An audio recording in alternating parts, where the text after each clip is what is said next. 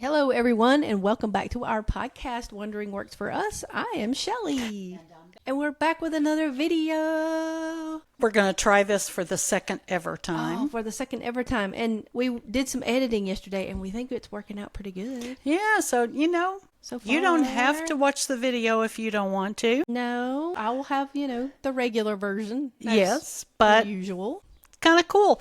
I mean, partially because you can insert photos of things that we're talking about and that sort of thing. So who knows? And then you can see us just, wandering off. Yeah. So, me looking over at Shelly. See my new ring, my glasses, So anyway. Fun things. Yeah. So today's episode, we are moving from Oxford to the Cotswolds. Yes, we are. And for those of you, if you didn't listen to the Oxford one, we recommend you go back and do that because as we talk about driving through the Cotswolds, it's a lot like driving to Oxford. Yeah, you're going to want to hear all of that first. Yes. If you plus can. It's fun. Yeah. So the Cotswolds were beautiful. They were Beth's idea. I've always wanted to go to the Cotswolds. And it just so happened in the village where we stayed, which was called, or is called, Longborough, they have some of the best gin that I have ever tasted. It is really good. It's called Longborough Gin, produced in the Cotswolds. Highly recommend. I am currently trying to figure out how the heck to get more of this in Portugal, and I'm not sure yet, but perhaps Shelley will add it to the show notes. Yes, plus, anybody when I that figure happens it out. to be watching this over in England and close to Longborough and you're coming this way, yes, bring please. us a bottle or 8. Or 8, yeah. It is really fantastic gin. It is. Anyway, and it was inexpensive to buy it there. Yes. So. Well, relatively. Yeah. So on to the Cotswolds. We stayed in Longborough because basically it was in the area where we wanted to see a bunch of different small villages. And I found what I thought was a really great cottage to stay in. Spoiler alert. It was even better than I thought it was going to be. That cottage, guys, we will link it in the notes. It was fairy tale. It was like being in a movie. It was so beautiful. There were sheep across the street. We had our windows open in the bedroom, and we would wake up to baby lambs bang after their mothers. It was so cute. And they had a creek that ran through like the back part of it on the patio, so you could hear the water rustling. It was just, and then of course, if it rained, you could hear it raining. I mean, it was a very relaxing place to stay. It was, and it was furnished incredibly. They had bought an old cottage and completely redone it, but left a lot of the really beautiful things, like the huge fireplace and things like that. And it had a really good kitchen. Yeah, it did. They had a new kitchen, but it didn't look out of place in the cottage. And the kitchen was great. The beds were comfortable. It was just a dream place to stay. It really was. Longborough itself is a very small village. It has one pub, and they also serve food there. And it was good. We went there.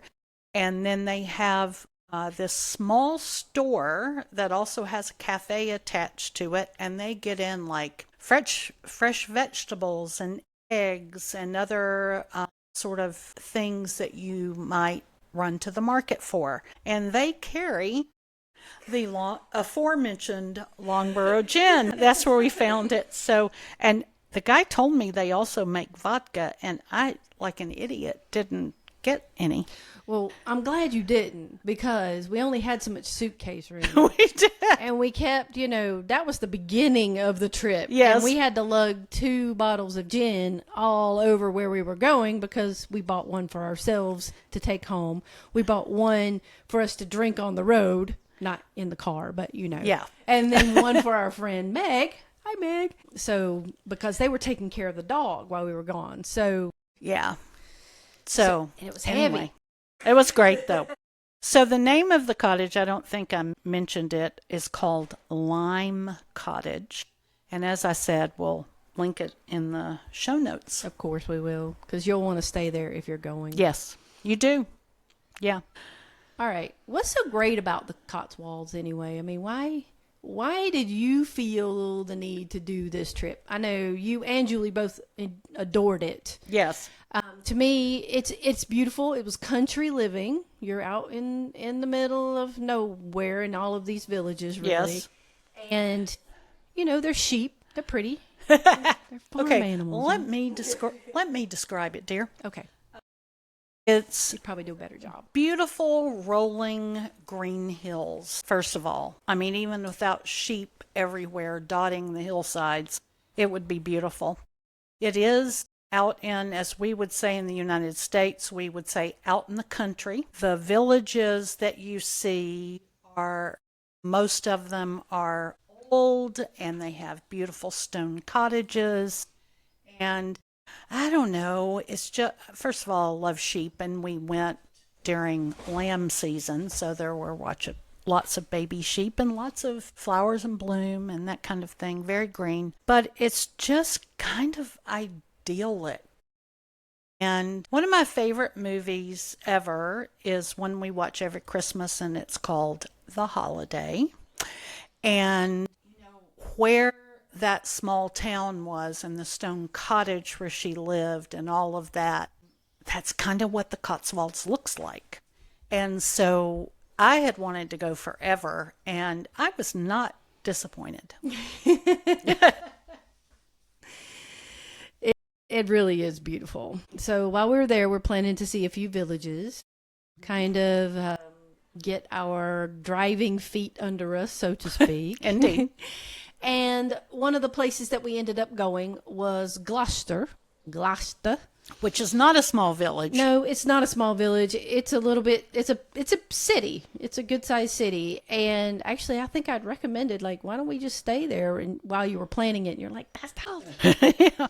Well, we really wanted to see the cathedral. Yes. So that's was the why we reason for went going. into Gloucester, was to see the cathedral, which was worth it. It was.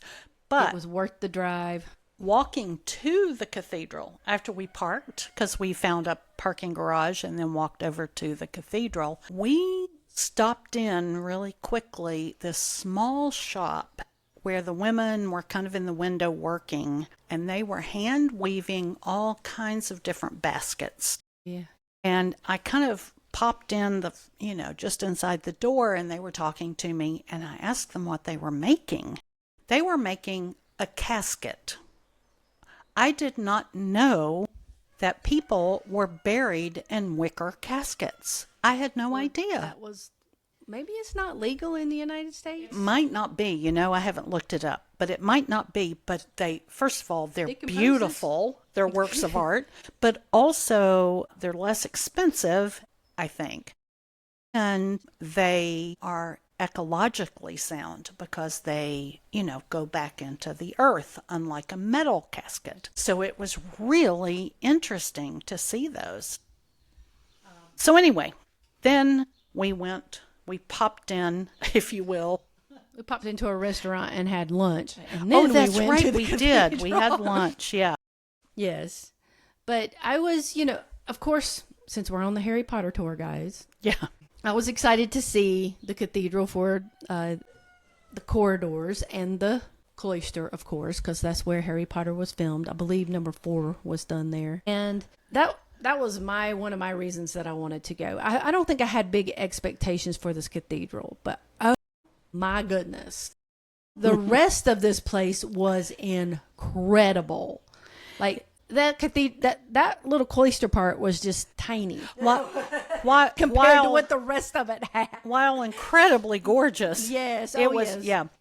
It's a Gothic structure, and it is literally one of the most beautiful cathedrals that I have ever seen. And I've seen a lot of them at this point. Lord, yes, we have. It dates back to about, let's see, what was it, 679 AD. Yeah, that's right. They had one king was coronated there. Yeah. Like, coronated. Is that a word? I don't know. Had his coronation there? Had a I don't know. coronation? I don't know. He got crowned. Yeah. Yeah. Edward II was buried there. They had the casket out. Well, they had a tomb. A tomb. Thing that you could check out. Yeah. What else? God, the it was a lot of cloisters stuff. have this medieval fan-like ceiling, and it is just beautiful. You kind of can't stop looking at it. The choir, behind the altar, if you will, where the choir sits and all of that. I mean, it's a work of art in itself. Yeah. And the carving in the wood and the stone floors, oh my Lord, they were beautiful. And they, of course, have an incredible east window, and it dates back, I'm looking, to the 1350s, and that's a stained glass window, and it's roughly the size of a tennis court. The east window. Yeah, It's it's amazing. gorgeous. They also had some really interesting, which you don't see very often, but off of the main cathedral and some other areas, they had some more modern stained glass by fairly famous artists. And when I say modern, I mean done during the 1900s. And they were commissioned for either an event or a special thing they were doing, or, whatever. And some of those were beautiful. So it was just really interesting to kind of see the whole thing. And Shelley experienced the Whispering Gallery. Yes. So, of course, every time we visit one of these places, if I find the back stairs and they let me go up to a tower or whatever, I'm going to climb them and go see. And they had a whole second level of things going on, like with kids can do artwork and create your own gargoyles up there. And, of course, you can look down onto where the choir is. But behind the east window, behind that stained glass, they have this like little walkway that they call the Whispering Gallery. And the idea is that somebody can be on one end of the Whispering Gallery and you can be on the other, and you can whisper in and they can hear you. And actually, Julie had met me up top at this point, and we tried it out, and it worked. It was really cool. Yeah, I bet it was. So I enjoyed, messing around up there because the views from the second floor were just amazing.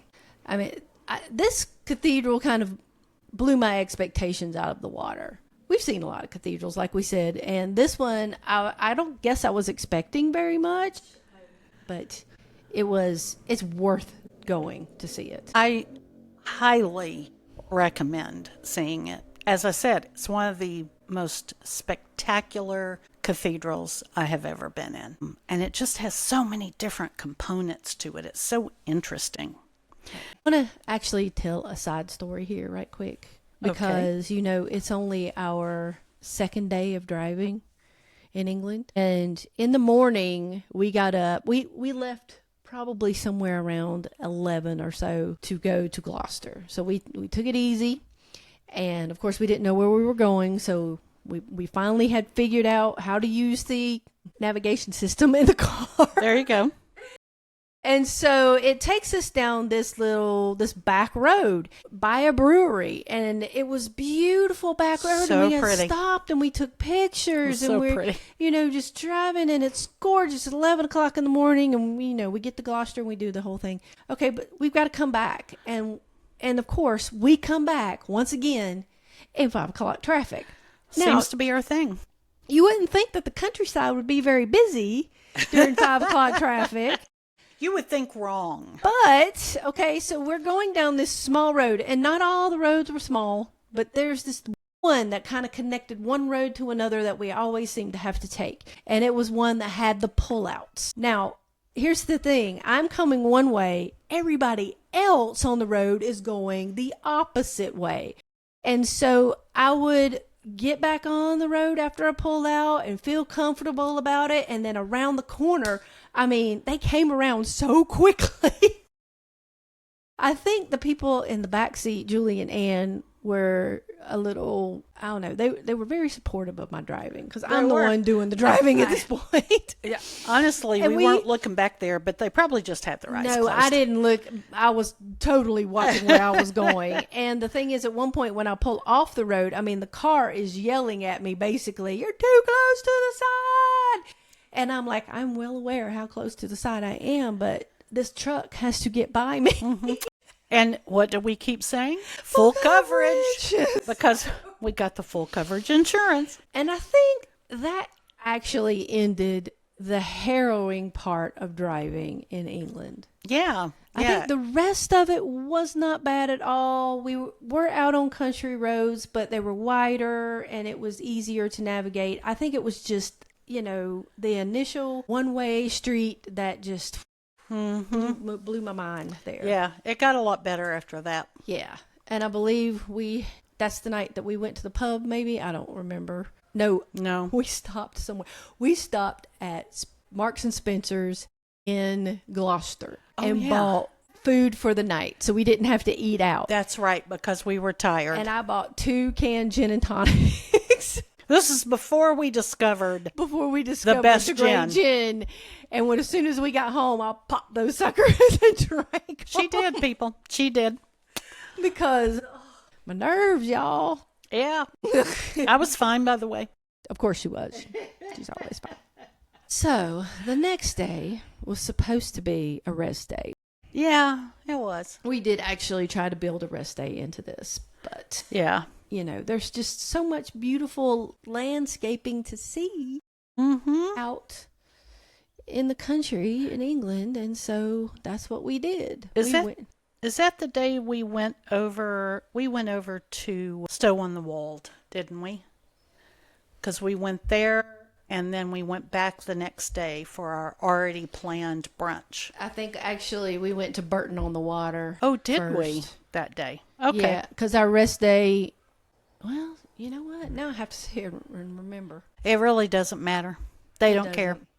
Let's talk about Bourton-on-the-Water. Okay. It's pretty. It is pretty. It's kind of billed as the Venice of the Cotswolds. And it does have a canal running through it. It's not really a canal with boats. It's not deep enough. It's more like a beautiful little river or creek. Really, we would say, running through it. And it has all these little bridges across it, and they actually encourage people to get in the water when it's hot, because the steps where you can sit and everything go right down to it, and there were kids splashing around and that kind of thing. It's one of the most photographed villages in the Cotswolds. And so people. We, felt like we needed to go see it. But heavens to Betsy. First of all, we decided to go see this on a Saturday. Yeah. That was our first mistake. For lunch at a tea room and then to walk around in the afternoon. And so we had to park kind of wait out a bit. Of course, you have to pay for parking everywhere you go. And we spent the afternoon. The tea room wasn't that crowded, so it was actually kind of nice. We had a nice lunch. And then we walked around, and there are great shops through there. There's lots of shopping you can do. Ice cream. All kinds of stuff. But like at one point, everybody's shopping but me, because I'm not a shopper. And I'm thinking I would really like to sit outside somewhere and just maybe sip on a beer and tell them this is where I am. And when you're done, I'll come back. And I could not find one place that had like an open table for me to sit at, or just there weren't really, the pubs aren't set up like that there. No, it is purely, probably wasn't like this originally, but what happens is, and I read this unfortunately after we went, tour buses roll in there. And you either want to go there in the morning or after 4 p.m. because the tours buses will be gone. So the tour buses roll in, people flood the town and the restaurants and all of that. And I think, small pubs can handle that kind of thing. So those are probably outside of the beautiful canal area now where we went back around that set of, which you didn't see. But also the other problem we had was we didn't have a signal on our phones. That's right. So I don't know why. You would think that the whole place would have Wi-Fi or something out there, but we didn't have a phone signal, so it's not like I could break off from the group and say, "Oh, here, this is where I am." Yeah, I don't know why we didn't have it. We had signals everywhere else. Yeah, that was so strange. Yeah, I mean, even in Longborough. But yeah, it was. It's the kind of thing that I would recommend. I mean, it's beautiful. We have beautiful pictures with lots of people in them. But go in the morning. Go and have breakfast, or go and walk around, and then have an early lunch, and then get out of there, because unfortunately the tour buses roll in. However, there was one thing that we did there that fulfilled a dream of mine. And when I posted about it online, I got all of this advice about how I wasn't even at the best one. So I'm going to tell you about it. What was it? Well, there's something in the UK specific. I mean, I think there's England. I think there's also maybe a few in Scotland. But they are called the miniature model villages. Not to be confused with full-size model villages that were built for people to live in when they worked like at a certain mill or something, and the mill people built these villages. And those are also evidently cool to go look at. But these are miniatures. She's seen one, but and they she were won't tell you about built it. as sort of whimsical tourist attractions, mostly in the 1930s. And some have model railways, some have little rivers running through them. They're kind of different scales, but we saw one that like a 2-story building would come up to maybe our hip. I mean, these places have lights and front displays in the village shops. They are so cool. But one of the reasons I wanted to see them is when I was growing up, one of my favorite sets of books when I was like in, I don't know, late elementary, middle school, was called The Borrowers. And that is by an author named Mary Norton, who was British. And she took inspiration from those miniature model villages, and in the book in the series called The Borrowers Aloft, they are actually living in one. And I had just, ever since I read that, I wanted to see them. And today they are like the one where we went. It's a grade 2 listed model village, so it's protected. So they are now protecting them and keep refurbing them and keeping them going for tourists. But I just really wanted to see one. I don't know. I'd never heard of these things. No, like, she did. ever. And for some reason, I'd never even told her about it, because before we went on this trip, I actually reread The Borrowers, the entire series. And for some reason, I never described this to Shelley. So I'm like, we're going to see a model village. And she's like, oh, what? And I said, it's like a miniature village. I mean, this is the day we're there. So to put it mildly. And to be honest, I thought we were going into a place where the houses were maybe like this big. Oh. But no, this is one you feel like Gulliver and Yes. Lilliput. Yes. It is small. It's, like she said, it comes up to your hip. It's not something that you kind of walk around and little houses are like this. No, it's big. And they're faithful recreations of, like in this case, this one was Bourton-on-the-Water, because that's where we were. And it's made out of real Cotswold stone, just like the real places in Bourton-on-the-Water. So I don't know. I just thought that it was fantastic. I was so happy to see one. Now, there are a couple of others that people have told me since I posted about it that are even better. And so when I'm back in England, I plan on going to more miniature model villages. Good time. Yeah. Shelley will be in a pub waiting on me. I'm sure there's something out there I can do. Indeed. But anyway, if you loved The Borrowers and you've read the whole series, you'll know what I'm talking about. And if you haven't read The Borrowers, what is wrong with you? And you need to go back and read them, because, oh My gosh, they're so good. Anyway, okay, enough about that. So, where else did we go in the Cotswolds? We went to a place called Stow-on-the-Wold, which actually was one of my favorite villages that we went to. It was Because great. it was small, it was quiet. The tourists apparently were not there. We got to do some shopping, easy parking, and we went to 2 restaurants in town, and the food was amazing. Mm-hmm. And so that place was, I think, my favorite one. It really was mine too, even though I loved the model village. I did not love being there with all the people in Bourton. But this Stow-on-the-Wold had like really great shops. Like we went to a shop called Woolovers, which had really great clothes for, well, women. Did they also had men's clothes. Yeah, they had a men's section. And they had smaller. Yeah. And so we actually bought several things there because we're at the point now where we need to start replacing clothes. So we really liked that. And then what used to be the church that's sitting in the middle, is that the one that was the Tolkien door? It was, but it wasn't in the film because all the films were done in New Zealand. It was just known to be an inspiration for the Doors of Durham, but that's it. Because Tolkien, like we said yesterday with Tolkien and C.S. Lewis and Lewis Carroll and Jane Austen, all of these writers got a great deal of inspiration from the Cotswolds, and so that was supposedly his inspiration for that. But no, it wasn't in the film or anything. Yeah.